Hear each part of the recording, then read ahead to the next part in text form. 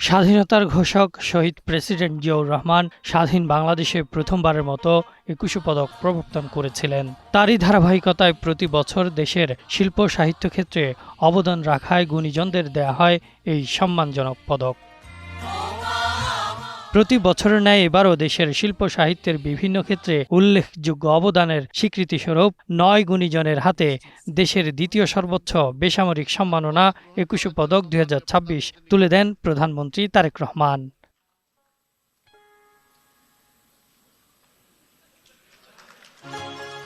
পদক প্রদান শেষে প্রধানমন্ত্রী বলেন, শিক্ষা, গবেষণা এবং শিল্প সাহিত্যের চর্চাকে আরও বেগবান করতে রাষ্ট্র এবং সরকার তার দায়িত্ব অবশ্যই পালন করবে। রাজনীতিবিদগণ রাষ্ট্র পরিচালনার দায়িত্বে থাকলেও একজন রাজনৈতিক কর্মী হিসাবে আমি বিশ্বাস করি জ্ঞানী গুণীজন দিক নির্দেশনার ভূমিকা পালন করে থাকেন।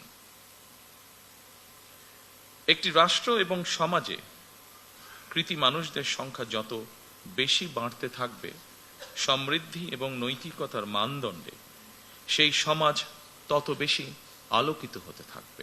নৈতিক মানসম্পন্ন একটি উদার গণতান্ত্রিক রাষ্ট্র ব্যবস্থা প্রতিষ্ঠার লক্ষ্যে বর্তমান সরকার কাজ করছে বলেও জানান প্রধানমন্ত্রী।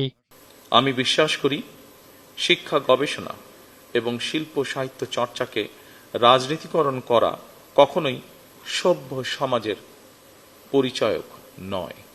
জ্ঞানী ও গুণীদের কর্ম এবং কর্মময় জীবনের সঙ্গে আপামর জনগণের পরিচয় করিয়ে দেওয়া রাষ্ট্রের অন্যতম দায়িত্ব বলেও মন্তব্য করেন সরকার প্রধান।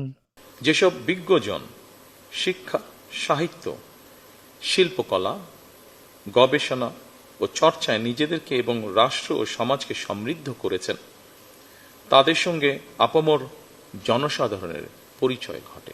Ahsan Habib, green news, Dhaka.